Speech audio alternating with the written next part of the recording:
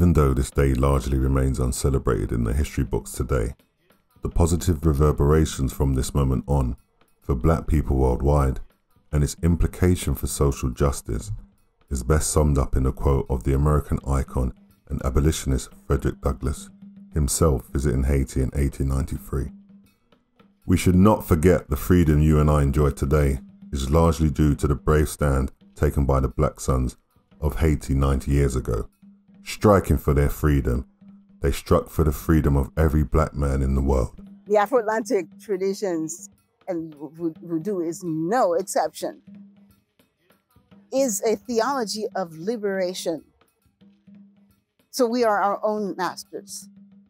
And therefore, it is up to us to shape and define those spaces and take back those spaces that are rightfully ours. A theology of liberation is a set of principles, a set of canons that rules, regulations, theories, practices that enable us, again, to think and act freely, morally, justly, and in consideration for others.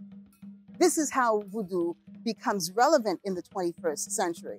You know, the idea of the Haitian Revolution wasn't just about unshackling enslaved Africans in Haiti, but all over the world.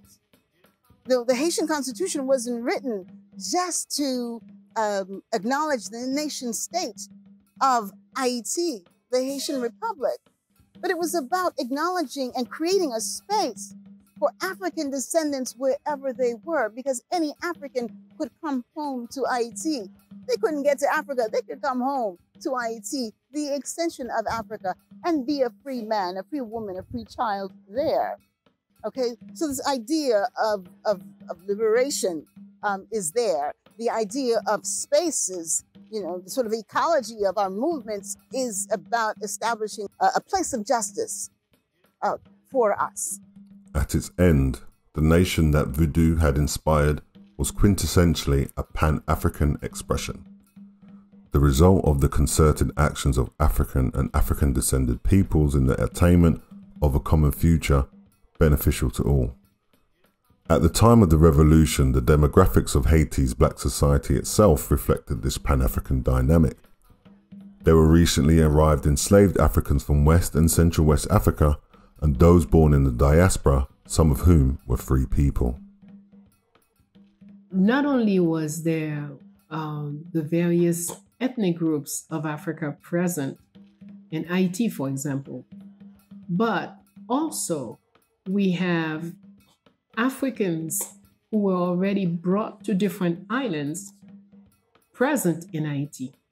When we talk of the various personalities at home, we see somebody like Bookman Duty. Bookman Duty came from Jamaica. And Bookman Duty was first a Muslim. But Bookman became a high priest of Vodou in Haiti. King Henry of Haiti was first from Grenada, then sold in Saint-Domingue. Then he became involved in the revolution in Haiti and then became the first king of Haiti after independence.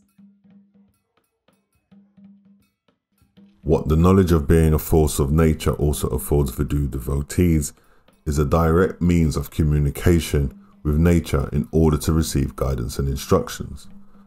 This is the science of Vodou, and we see how the liberators put such knowledge to use to gain advantage in the war.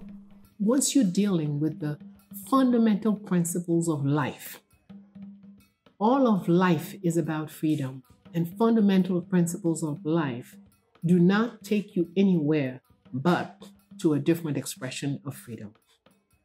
Therefore, when you are into Vodou and you are one with the cosmos, the rainbow, the clouds, the rain, the river, everything has its place.